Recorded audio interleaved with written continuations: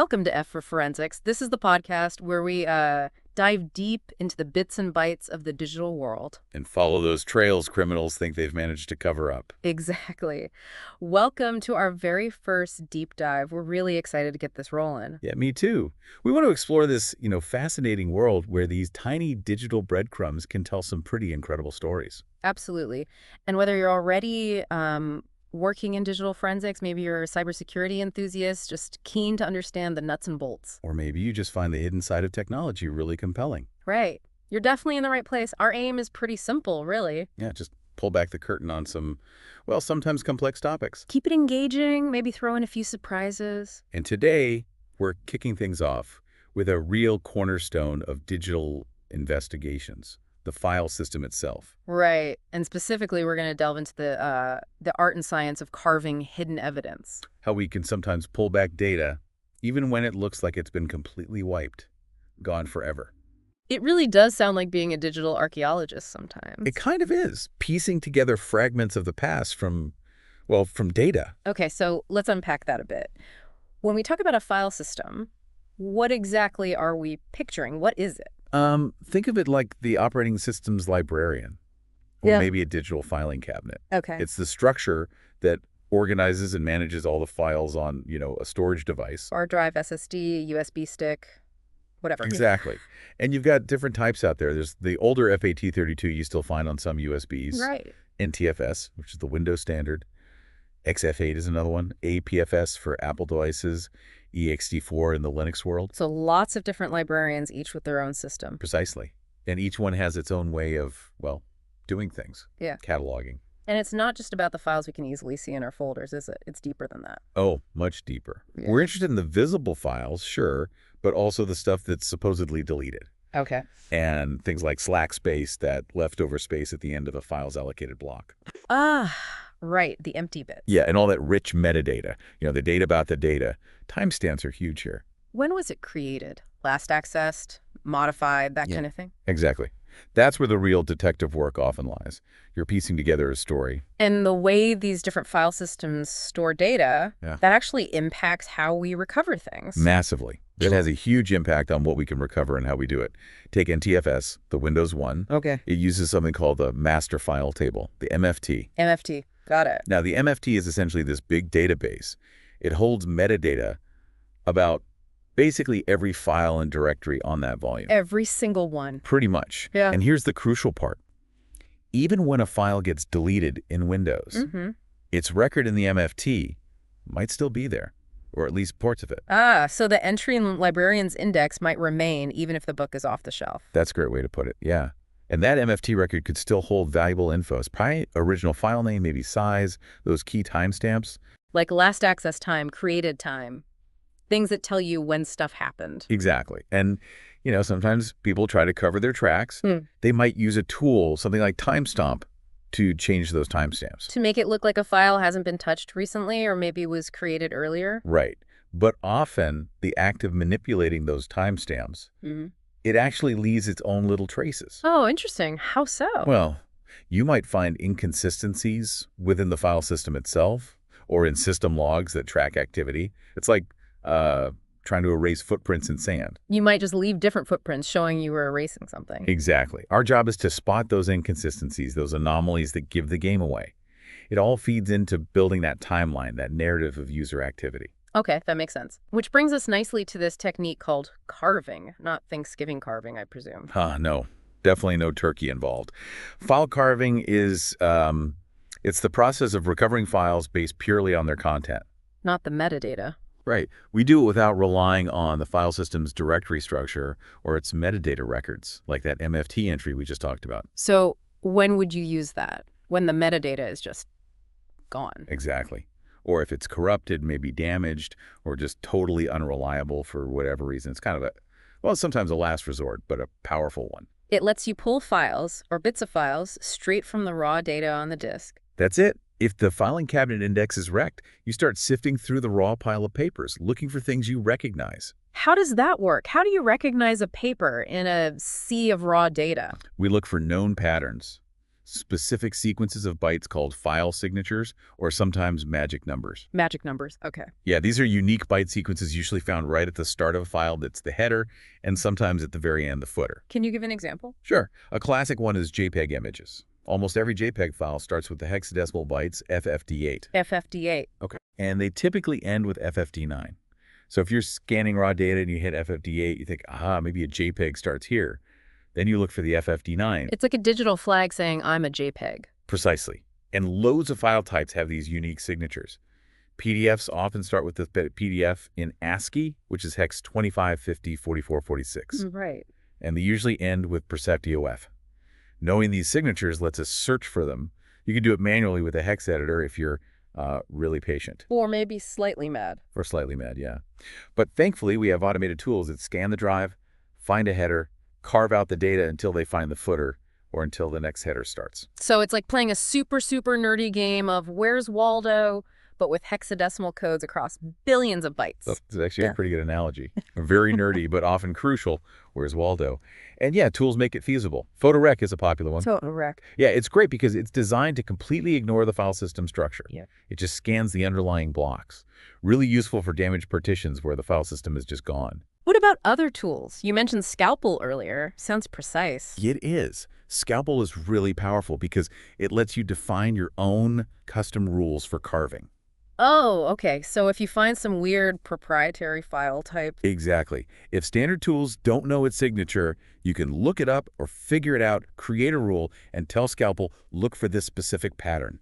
That customization can be a lifesaver. That sounds incredibly useful. It really is. And we should also mention Foremost. It's a classic command line tool, open source, been around a while. Command lines, okay. Yeah, maybe less graphical, but very efficient. It actually came out of the U.S. Air Force Office of Special Investigations. Wow, really? So it's got some serious origin. Definitely has pedigree. Lightweight, solid tool. Now, carving sounds powerful, but it can't be perfect, right?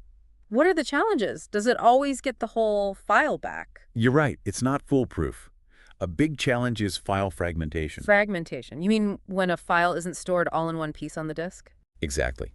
Imagine a file broken up, scattered across different physical locations on the drive. Not contiguous. Okay. Standard carving, just looking for a header and footer, might only grab the first fragment, it might miss the rest, or stop carving too soon.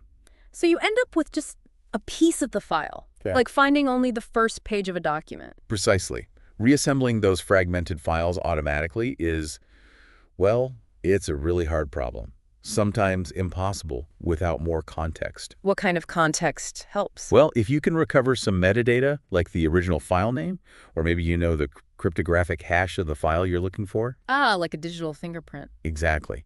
That can help you identify and potentially link together the correct fragments. It's like having a bit of the picture on the jigsaw pieces to guide you. So even if carving doesn't give you the whole file, those fragments can still be incredibly valuable. Absolutely crucial sometimes. Think about it, even finding just a few incriminating sentences from a deleted document. Or a thumbnail image. Or a partial chat log. Yeah. That fragment might be the key piece of evidence you need. I remember one case, we carved fragments of a SQLite database. Like from a browser or an app. Yeah, exactly. And we managed to pull out deleted search terms the suspect had entered, really revealing about their intent. Wow. That is powerful. Can you share maybe another real-world example where carving was the difference maker? Sure. There was a data exfiltration case, an insider threat scenario. The suspect had, copied sensitive company data. And then tried to cover their tracks. Oh, yeah. Deleted everything they could think of, ran some kind of secure wipe tool on the free space, really tried to sanitize the drive. The digital equivalent of shredding and burning. Pretty much. Yeah. But we took an image of the drive and ran carving tools across the whole thing, including the unallocated space. Yeah. And we found gold. Fragments of chat logs from a messaging app discussing the plan. Partial screenshots of sensitive documents. Even pieces of a PDF containing the actual trade secrets they'd stolen. So the wipe tool didn't get everything. It couldn't overwrite data that was still technically there, in unallocated clusters waiting to be carved. The carving bypassed the wiped file system pointers. Amazing. What about files being deliberately mislabeled? Does carving help there? Oh, definitely. That's a classic trick. We had a case where someone had a bunch of incriminating documents inside a compressed archive, like a ZIP file, or rather a ZEEP file. A ZEEP file, right. And they'd renamed it, called it something totally innocuous like Vacation photos 2021.jpg. Sneaky. Very, but just looking at the file list wouldn't tell you. Performing carving, however, Yeah. the tools immediately flagged it. Because it saw the ZIP file signature, not a JPEG signature. Exactly. It saw the PK header bytes, Yep. common to ZIP archives, not the FFD8 of a JPEG. Yeah. So we just extracted the contents of the ZIP, and there was all the evidence. It really drives home that point. File extensions can be lies. Extensions lie. Magic numbers usually don't. That should be on a T-shirt. Definitely T-shirt worthy. Any other quick examples? Yeah, one more. Ransomware case.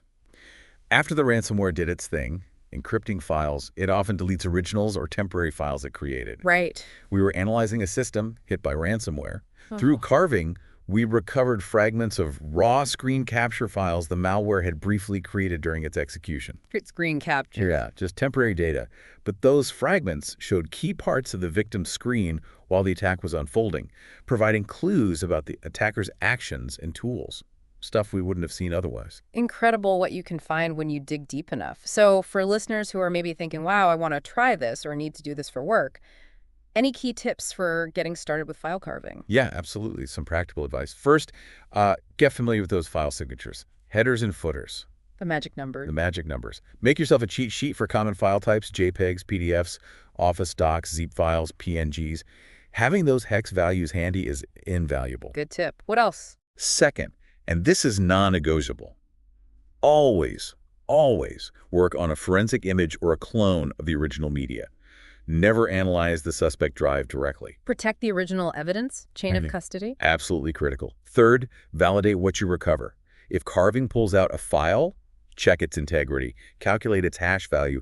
Does it open correctly? This is vital if it might become evidence. Makes sense. Verify your findings. Fourth, don't just stick to the nice graphical tools. Get comfortable with command line tools too.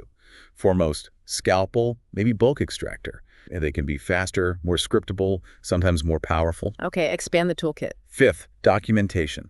Document everything. What drive image did you carve? Which tool did you use? What were the exact settings or commands? Where did you save the output? Your process needs to be repeatable and defensible. Write it all down. Build that bulletproof report. Exactly. And finally, practice. You can't just read about this stuff. Get some public forensic image data sets. NIST has the CFR NES project. Digital Corpora has loads. Safe environments to test your skills. Right. Download those images and start carving. See what you can find, test different tools, learn their quirks. Excellent advice.